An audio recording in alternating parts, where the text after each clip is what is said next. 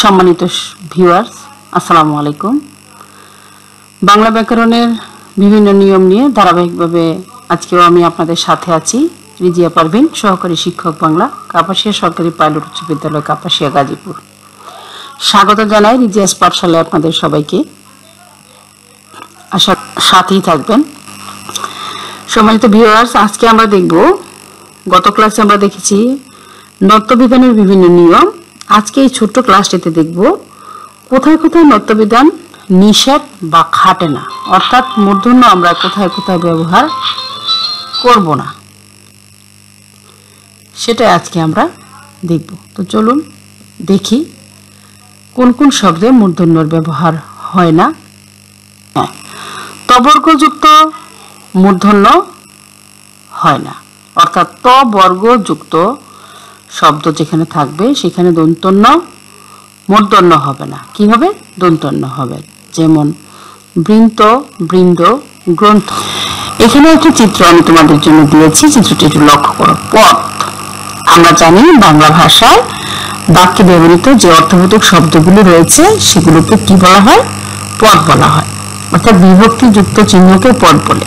যেই শব্দগুলোতে বিভক্তি চিহ্ন স্পষ্ট নেই সেখানে আমরা শূন্য বিভক্তি ধরব। তাহলে দেখো আমরা এরপরে কি দেখব। হ্যাঁ, পদ হচ্ছে আমরা জানি 5 প্রকার: বিশেষ্য, বিশেষণ, সর্বনাম, অব্যয় এবং ক্রিয়াপদ। আচ্ছা, আমরা উৎস অনুসারে শব্দে কোন কোন শব্দের মূর্ধন্য ব্যবহার হয় না সেটা দেখেছিলাম। এখন আমরা দেখব এই পদের 5 প্রকারের পদের মধ্যে কোন পদের মধ্যে মূর্ধন্যর ব্যবহার হয় এবং কোন পদে মূর্ধন্য এর ব্যবহার হয় না। হ্যাঁ সুপ্রিয় শিক্ষার্থী বন্ধুরা, তাহলে দেখো কেবলমাত্র ক্রিয়াপদে মূর্ধন্য এর ব্যবহার হয় না। অন্য যে 4টি পদ রয়েছে সেই সবগুলো পদে এই মূর্ধন্য এর ব্যবহার হয়ে থাকে। এবং তোমরা আরো জানবে যে নত্যবিধান ব্যাকরণের ধ্বনি তত্ত্বে আলোচিত। তারপরে আমরা দেখি বাংলা ক্রিয়াপদের অন্তঃস্থিত দন্তন্য মূর্ধন্য হয় না, অর্থাৎ আমরা জানি পদ 5 প্রকার। বাংলা ব্যাকরণে পদ 5 প্রকার।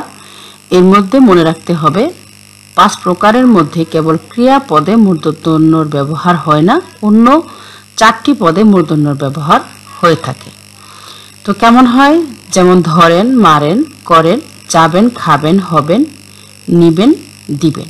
এগুলো ক্রিয়াপদ, তাই এগুলোর মধ্যে ও মূর্ধন্য ব্যবহার নেই। তারপরে যদি আমরা দেখি বিদেশি শব্দের দন্তন্য হয়, মূর্ধন্য হয় না, অর্থাৎ বিদেশি যে কোনো শব্দেই আমরা মনে রাখবো মূর্ধন্য হবে না, হবে দন্তন্য। যেমন কোরআন, জার্মান, জবান, নিশান, ফরমান, রিপন ইত্যাদি। ভিউয়ার্স, পূর্ব পদে রি, র মূর্ধন্য স থাকলে পরপদে মূর্ধন্য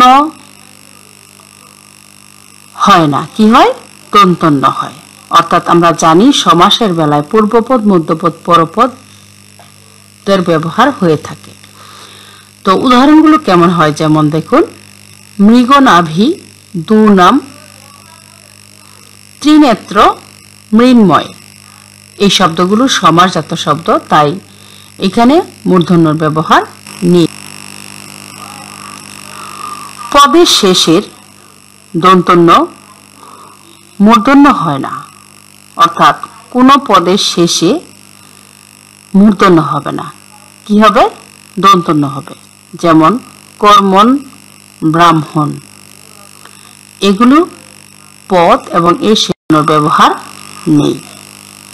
তো সম্মানিত ভিউয়ার্স, এতক্ষণ আমার সাথে আমার এই ছোট্ট কন্টেন্টটিতে সময় দেওয়ার জন্য, ধৈর্য ধরে দেখার জন্য আপনাদের সবাইকে ধন্যবাদ জানাই। আগামী কোনো ক্লাসে আপনাদের সাথে আবার দেখা হবে। সে নাগাদ সবাই ভালো থাকুন, সুস্থ থাকুন। আল্লাহ হাফেজ।